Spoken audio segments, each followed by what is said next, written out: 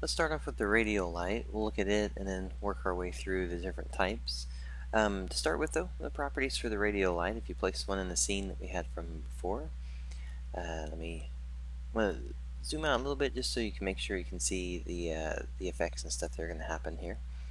The first type is going to be light settings. This is going to actually allow you to say enable or disable. The light image that's going on right here, just to take a note, is that it's actually based on a trigger event as well.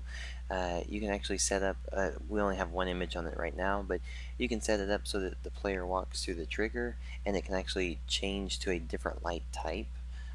Also, you can have it set for a simple one, which is a trigger toggle light, so you can actually go through the light, turn it on or turn it off. Right. Over on the left-hand side, we have our three types. We have radial, directional, and shadow. And if you notice the options that were the three light types that we have are these three preset. So we'll stick with this one through this example and just show you the light type for radial.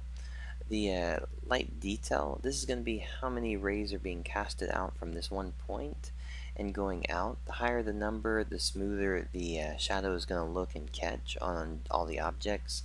The lower the number, it may wind up kind of bleeding through areas, so instead of actually catching the corner where it should catch.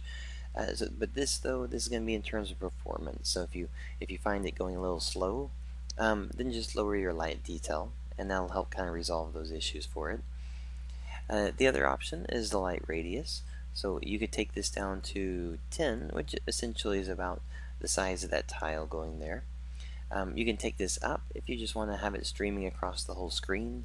You could do it this way, where if we zoom out, you can see it's going really far, going all the way around there.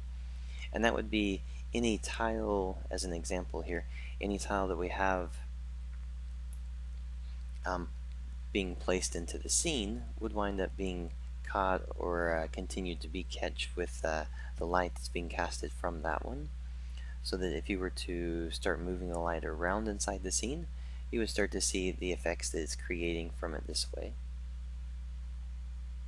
Alright, so radial light, changing up the radius, the length of it, which is what we were doing right there, and then the detail level of how close it's going to catch based on how many rays it's going to show through it. This is going to be the areas for the light on the radial side. Notice there is a cone, angle, and a beam, and a trigger toggle.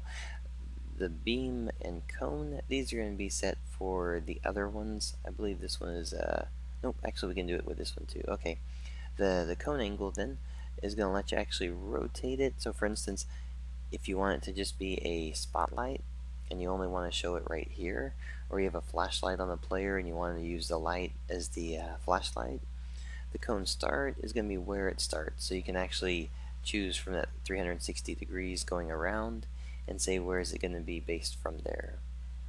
Alright, so that's going to be a basic part for the radial light. We'll look at the beam light when we get into the